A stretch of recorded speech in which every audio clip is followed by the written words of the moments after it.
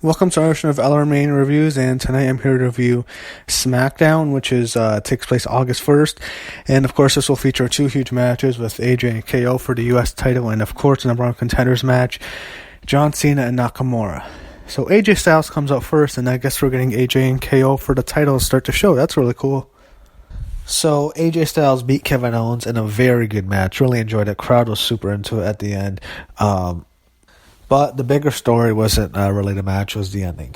AJ gets Kevin Owens in a roll-up, and what happened was the referee was punched accidentally by Kevin Owens in the face, and while AJ has the roll-up, you can clearly see Kevin Owens has his shoulder completely off the mat, and the referee, because he's blind in one eye, the story is he couldn't see because of the eye injury he got from Kevin Owens, that he counted three while Owens' shoulder was completely off the mat, totally off the mat. So when I saw this, I was thinking, alright, perfect. This makes perfect sense. Even though I don't want to see this match, it's Kevin Owens and Shane McMahon at SummerSlam. It all makes sense now. KO flips out backstage, and he beats up Shane like AJ did. That's what I was expecting to happen when AJ threw him into the windshield. Like, they basically copied the entire storyline they did like 4 months ago with AJ and Shane. Anyway, that's really what I was thinking. Instead, Kevin Owens goes backstage. You see, Daniel Bryan and Shane there. They're actually getting mad at Mike Chioda because they knew it was a bad call. Kevin Owens flips. He destroys some stuff. I think he just throws a chair or something, and he yells at them. He's flipping out. He wants his he got robbed, and they agree with him, and he keeps yelling. And then I think where things change is when he puts his hands on Mike Chioda, and he actually shoves the poor Mike Chioda to the ground. And it was actually kind of funny. And then they give him the rematch at SummerSlam. Shane does. It was weird. Right after he shoves Chioda right in Shane's face, Shane gives him the rematch at SummerSlam, and then Shane completely. Daniel Bryan Kevin Owens starts yelling that he wants a better referee, and Daniel Bryan makes Shane McMahon the referee. He could have just made himself the referee, but he can't take bumps.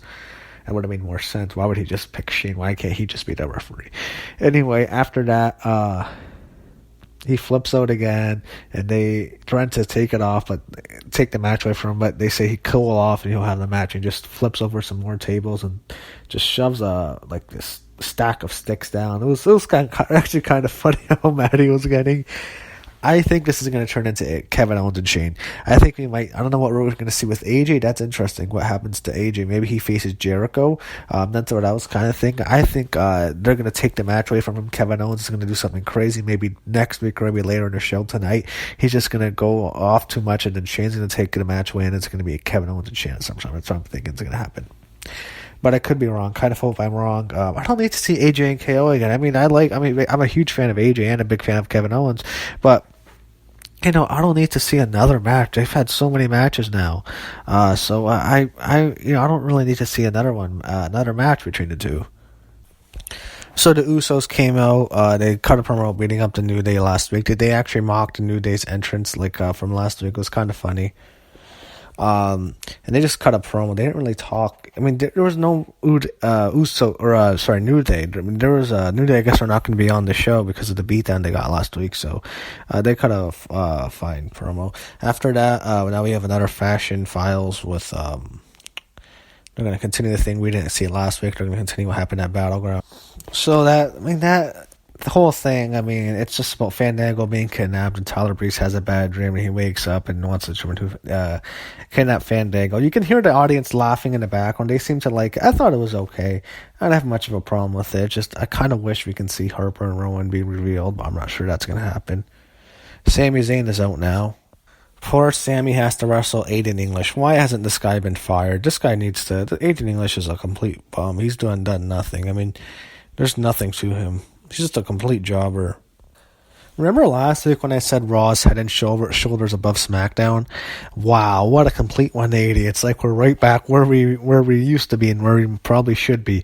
SmackDown has taken back its throne so far. Raw sucked last night. SmackDown's on a good track to having a really good show tonight. So it looks like we've done another 180. Just almost a 360 now. Yeah, they had the English win. I don't even know what to say. Whatever. Mike and Maria came out at the end, so sadly this fucking feud has to continue. God damn it. So you have Natalya and Carmella against Charlotte and Becky now. was wrong about that. It's actually Becky and Naomi. I thought it was Charlotte because it's Becky and Charlotte always together. Another thing, people are always, you hear all the stuff on social media. Becky Lynch and UFC champion, featherweight champion Chris Cyborg. I don't know what the hell that is. I highly doubt that means anything. It's just the two of them playing guard. I don't know if he's planning on doing anything with Cyborg, but I don't buy too much into that. So, the finish of that match came when Carmella attacked Natalya while she had a sharpshooter, and Carmella got tapped out. So that obviously, when I see that, first thing I'm thinking, Naomi's beating Natalya at SummerSlam, and then Carmella's cashing in. I think that happens for sure. I really think that's going to happen at SummerSlam, or very soon in the near future. Yeah, I think Carmella's awful in the ring. She's not good in the ring, but she's a hot blonde, so the company's going to push her. They love their hot blondes. What can you do? Worth noting at the end, Naomi's finisher, when she had her submission in, the only way for Carmella to tap was to start spanking Naomi. That was kind of hot. But, yeah, I mean, in the ring, Carmella's not anything. I don't think she's good. They go to an interview with Jinder Mahal backstage with Renee Young. Well, I guess Renee's doing Raw and SmackDown now. Jinder fucking sucks. He can't cut a promo. It's like he forgot his lines or something, or he's nervous. I get the thing that he's nervous and not confident, and his delivery is fucking horrible. He's just terrible. He can't cut a promo. It's like he's trying to put on an Indian accent. Jinder is just absolutely horrific. It infuriates me. He's the fucking champ. And he's not positioned as the champ. He just has the belt, and it's completely killing the belt and making it completely meaningless. He's probably going to be in the middle of the card on SummerSlam, so just whatever. Just roll my eyes whenever I see him. He's not the fucking champ. Very interesting match is up next. Rusev against Chad Gable. Rusev, may as well just call him John Cena's bitch. I assume he's probably losing, but I'm not sure.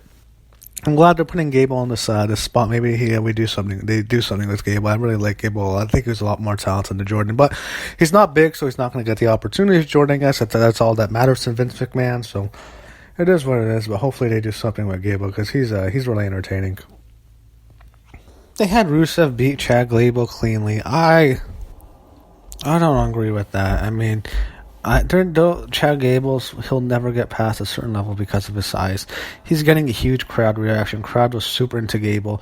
It's incredible how much more over he is than Jordan, but since Jason Jordan's a big guy, Vince couldn't push him. It's funny. Chad Gable can actually kick your ass in a real fight. He's actually a real good wrestler, not amateur wrestler. Don't call it amateur wrestling. It's bullshit. He's a shooter. He's really good. But Vince McMahon thinks, well, Jason Jordan, who's also a decent wrestler, but since he's so much bigger, I mean, no one believes Chad Gable can kick his ass. I mean, have you ever shown Vince McMahon? I wish you can show him this video of Conor McGregor going up against this guy from Game of Thrones, who's that giant. I don't watch the show, but I know the guy's a giant. He's just massive, and he flips over cards and shit. And they're sparring, and Conor's just picking him apart. So I just thought that'd be hilarious just to show him. He probably doesn't even believe it.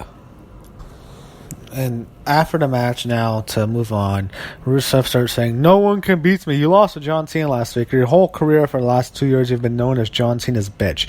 So John Cena's bitch keeps going on and on. It's just a fucking horrible promo. I mean, I feel bad for the guy. I think the guy's actually really good. I think Lana's really good with him.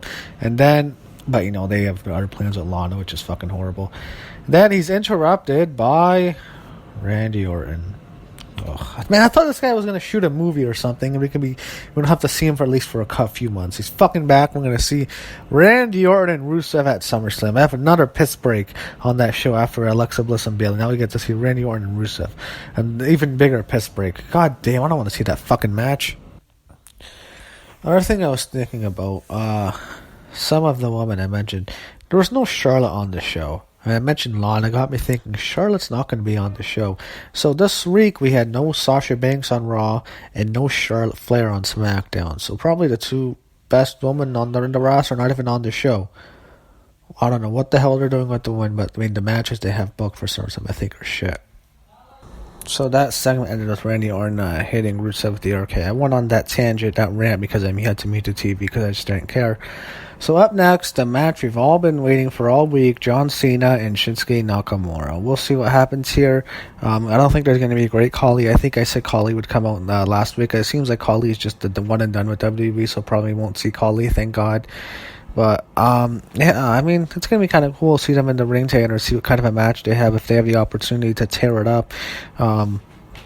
It's definitely a. I mean, it's a great main event. No one can say anything about that. Shinsuke Nakamura just pinned John Cena on a match on Smackdown. How the hell that was not at SummerSlam is just beyond me. The match was good. It wasn't great, but it was a really fun TV match. Crowd was into it. It was really exciting near the end. I thought Cena was winning for sure. After it's the second A, I thought, oh, it's done. Then Nakamura gets out, and one of the worst landings I've seen in a while. He hits John Cena with his reverse back suplex, and Cena lands right on the back of his head. It just looked like he snapped his neck. I cringed so bad when I saw that. Man. And then Cena didn't get up right away. I was thinking, oh shit, is he hurt? Then he gets up, he gets hit with the Kinshasa and gets pinned. So Nakamura and Jinder Mahal is at SummerSlam. I think Nakamura might win because I've heard the rumor could be Nakamura is going to beat Jinder and then Jinder is going to win it back on the Indian tour. That's a possibility, but Nakamura pinned Cena. That match should have been on SummerSlam. Their first meeting was a match to determine who faces Jinder Mahal, the worst fucking wrestler, one of the worst wrestlers in the company, a complete bum. But yeah, match was still really good. I'm sure those two, if they have another match, they can have an all-time classic. They're capable of it. But not obviously by far the biggest, the highest moment, if not the biggest moment of Nakamura's WWE career on the main roster by far. So it's a really, really big win for Nakamura.